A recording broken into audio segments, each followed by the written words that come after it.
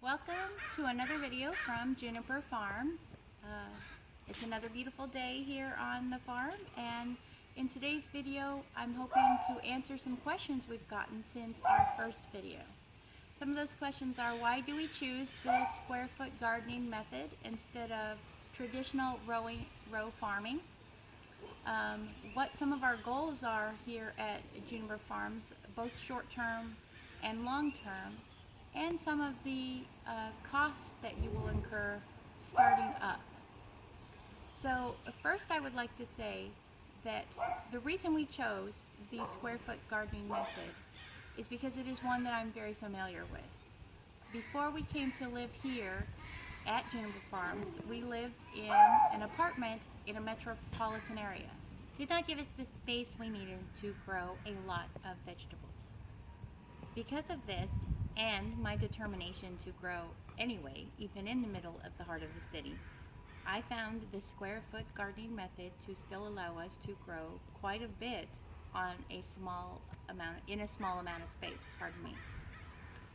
So, knowing that that was a method I was very familiar with, we are just now using it on a little bit of a larger scale. Plus, the area that we're farming back here already had very hard dirt, and about 6 inches down was granite. It would have been very expensive and very hard to amend this entire area on the outset. So I found that the raised bed option was a more economical one and a faster way to get started as well. Now, in our last video I talked about the kind of wood we use to build them. My wife actually built the boxes that you see here, and we'll be building all of the boxes that we use for our raised beds in the future. Now, yes, at your local home improvement stores, Lowe's, Home Depot in particular, they do have options that you can buy prefabricated boxes that you can just assemble without nails. Just kind of slide the slots in and then you're ready to go.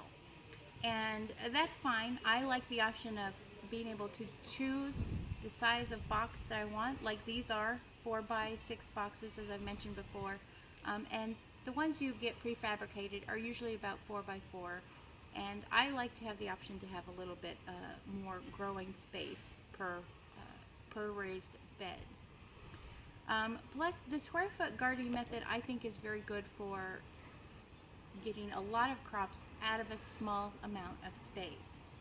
Each square, like you see here, each square foot can either have one large plant, such as zucchini, such as cantaloupe, or two plants, such as cucumbers, cabbages, and so on and so forth. So what ends up happening is the smaller the plant, the more you can fit into a square foot, up to about 24. So like our radish square, we have about 16 plants going in there, whereas each of our zucchinis takes up one square. And once that one square has been harvested, we can amend the soil with some worm castings, a little bit of organic compost, and then till it over and replant right away. Here we are in zone 9B, and we have a very long growing season, and because of that, square foot gardening will allow us to really extend our growing season even farther than we normally would.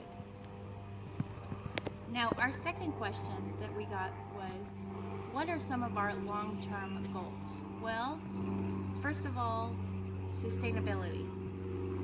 We want to be able to not have to rely on outward sources for our food security. So being able to have our own sustainability is a very big reason for why we started this process.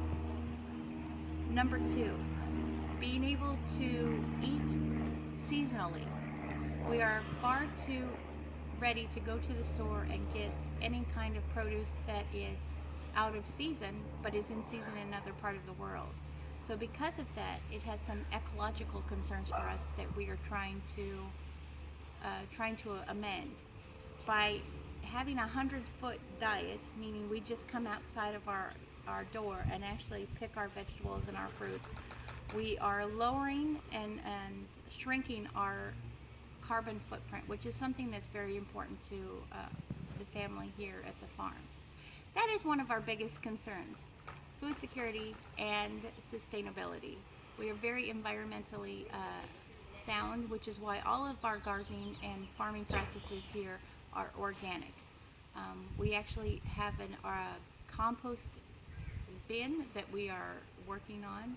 Smells very clean. For those who worry that compost smells awful, it actually smells very clean, and in the end we'll be able to use it right here on the farm. So then our third question was, what about startup costs? Now, the benefit of building your own raised beds is you get to choose how much you're going to put into your boxes to begin with, your raised beds to begin with. That being said, we used common pine boards, and we got them at Home Depot for about $3.67 a board. So that ends up being about $15 to build one box just in the wood. And then of course you need your hardware. Now, we got hardware cloth, as I mentioned before, from the ideas I got from California Gardening. Check out his YouTube channel. And that was about $50, but it covers the bottoms of 4 boxes. So we still have enough to cover one more box, a 4x6 box. So that ends up being about a little over $10 per box, but it is well worth it to make sure that you don't have creatures come up from underneath and eat your crops. So that is a good investment. The other thing is, of course, the soil. As I mentioned before, we used Kellogg's organic raised bed soil, and we mainly did that because of the fact that it already had everything in it: worm castings, wet bat guano, your nitrates that you need, so on and so forth. Now, it takes about 3 bags to fill a 4x6 area. We got them at Home Depot for about $9, and we found some on sale for about $8. So that's about $30 per box for a 4x6 box. Now, when saying all that, you don't have to do 3 at first. We didn't do 3 at first. We started out with 1 box, and then as time permitted, and money permitted, we started increasing our growing area. So start out little, and if you can find other resources for wood, by all means. Pallets would work. If you have access to bricks that you can build up around, do it. And don't let not having boxes keep you from growing.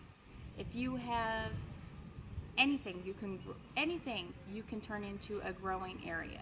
You know, you have an old children's kiddie pool that you don't use, throw some soil in there and start growing. The biggest thing is learning how to become more food secure for yourself and the process.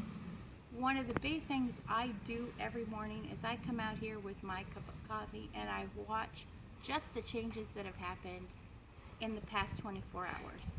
And the growth that happens in that 24 hours is, quite frankly, amazing. And I have a little bonus tip for you. I learn a lot visually, and YouTube is really my friend. Some of the places I've really learned from is California Gardening, as I've mentioned before. He's got an excellent tutorial on how to build raised beds for your garden. Also, there is a great YouTube channel called 1 Yard Revolution. Now, while they're located back east, so they're not in our growing area, he's got wonderful tips on compost, on extending your growing season, on how to organically garden, and how to really become sustainable even in a small area. The third YouTube channel I really learned a lot from is Huws Nursery. Now, he is actually located in Wales.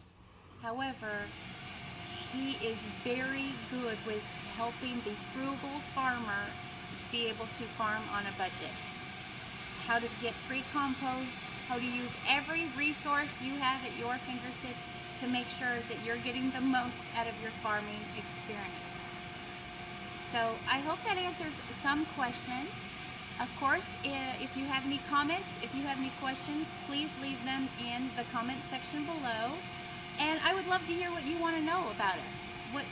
What videos you would like to see in the future.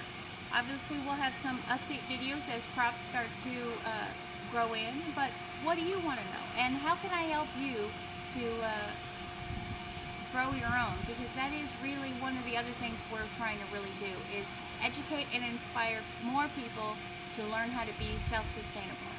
So until next time.